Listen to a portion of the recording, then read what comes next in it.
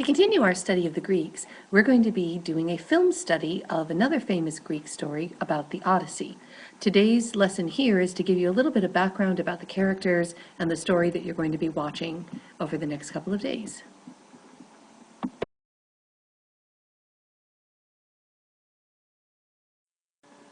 The Odyssey is the story of a man's attempt to get home.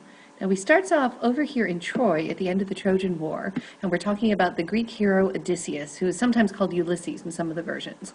And the long trip that he has to take is going to take him over 10 years through many adventures and many problems to make it all the way back up and around over here to his home in Ithaca.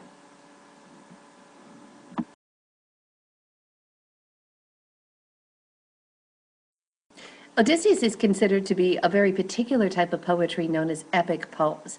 Now, epic poems are these long story poems, narrative, like a narrator, long story. And they're almost always about a hero of some sort of legend. And they follow very specific patterns about the hero's journey. And they help to teach a lesson for that culture, something that the people are supposed to admire or to learn from or to try to do in their own lives. And these were almost always stories that were passed down through the oral tradition. Sometimes they were actually set to music and were sung by a poet or a bard who would play a lyre or a lute or some other instrument and sing this. And it wasn't usually until much, much, much longer after the events of the story that these would be written down and that we have them still today.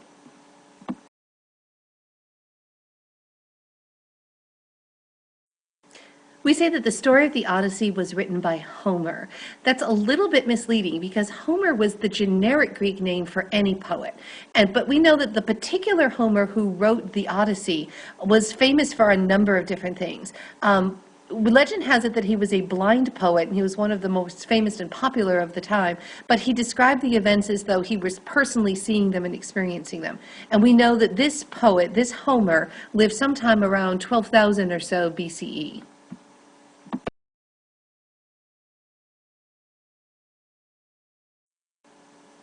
The Homer that we're talking about here wrote two poems, two of these epic poems that became very famous and that we are still studying here, obviously, today in 2012. The first one was the Iliad, and this was the story about the Trojan War and the Greeks and what happened between about 900 and 700 BCE. And then there was the Odyssey, which is the story about the end of the Trojan War and one man's attempt to come home from this war.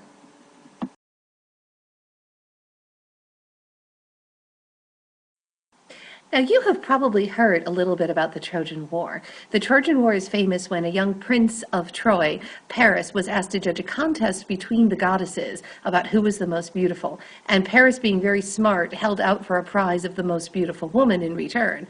And the only problem is the most beautiful woman in the world right then was Helen of Troy, but she was married to somebody else. And so when Paris stole her away from her Greek husband, the Greeks then launched a war to attack Troy and try to get Helen back.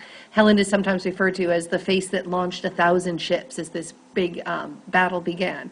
So the Trojan War was actually a battle for almost 10 years. The Greeks sailed over to Troy, laid siege to it. There were all of these different fights and all these different characters and all of these things that happened. But finally, at the very end, Troy was defeated when our hero Ulysses, or Odysseus as he's called in some of the versions, were able to get inside of Troy by hiding themselves inside of the Trojan horse. They left this supposedly as a gift. The Trojans had no idea that this horse was filled with all of the Greek soldiers. They drove it inside the gates, and then late at night, while everyone was sleeping, the Greeks popped out and slaughtered them all and won the war.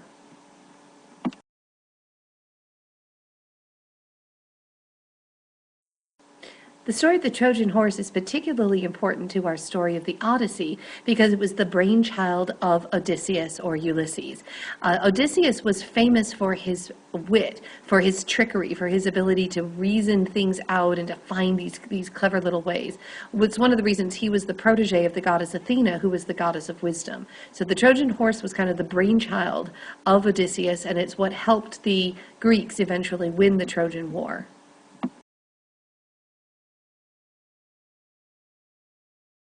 Now, the second poem that Homer is most famous for writing is the Odyssey. And the Odyssey is the story of Odysseus' attempt to get back home. After the Trojan War was over, he got in a ship and went to sail back, but things didn't go so well. One of the problems is that he got the god of the sea very, very angry at him. And if you're on a ship trying to sail home and the god of the sea doesn't like you, he can make your life pretty difficult.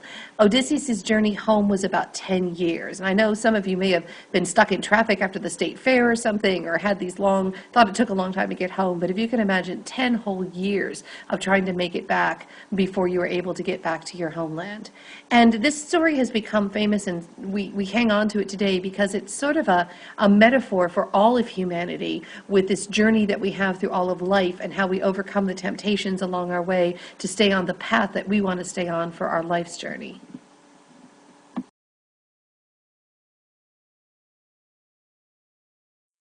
Some of the key characters that you'll meet as we watch the film include our hero, Odysseus, or as I said before, he's often referred to as Ulysses.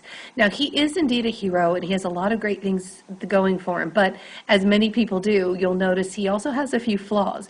When the story opens, he's being held captive by Calypso, who's a beautiful nymph, and how much he's captive and how much he's kind of enjoying hanging around with this beautiful creature on this island is something you'll kind of have to figure out for yourself.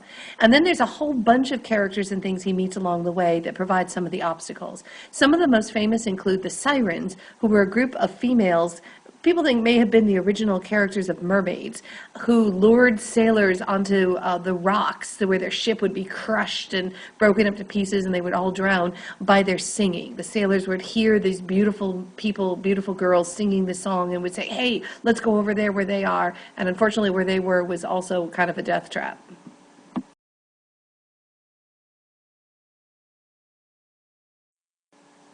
Most of the characters that Odysseus encounters are people who get in his way, who provide another obstacle for him getting back to his wife and his son in his homeland of Ithaca. One of them is Circe, who's a goddess who takes men in and then turns them into pigs, and she keeps these out in her garden in a pen. The other is Scylla, that's a monster with 12 feet, 6 heads, and then 3 rows of teeth, who can carry off a sailor in each one of the mouths when the ship gets too close.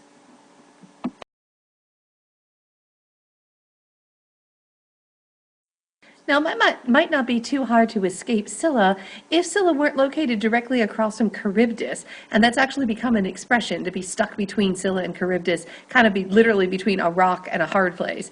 Charybdis was a whirlpool that would pull the sailors in 3 different times a day. And so you're trying to sail your ship through, and your choices are the rocks on this side or the whirlpool on that side. Another encounter that Odysseus has that impedes his way to get home is Cyclops, who's a one-eyed giant who captures the men, and the men have to figure out how they're going to get around this. And again, Odysseus's wit is really what saves them. However, in the process of escaping from Cyclops, Odysseus also kills Cyclops. And since Cyclops is Poseidon's son, we start to see some of the reasons why Poseidon, the god of the sea, is not very happy with Odysseus and kind of wants to keep Odysseus from getting back to his own home.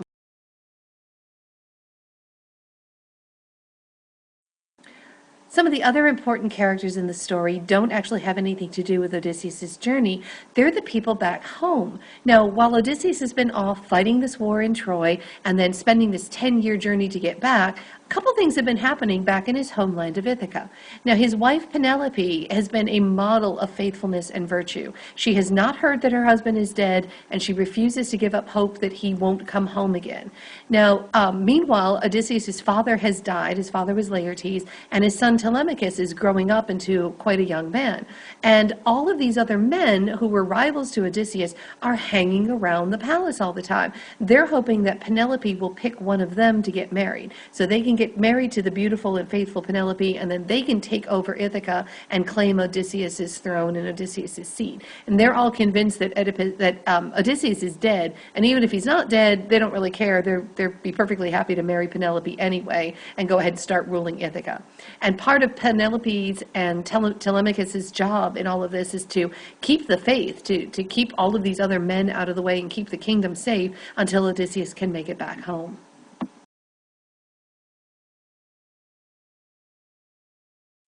The whole story of the Trojan War and then the Odyssey plays out a lot like a soap opera. And the Greek gods are just as much a part of the story and the characters as the men and women down on the planet that are trying to deal with all of these issues.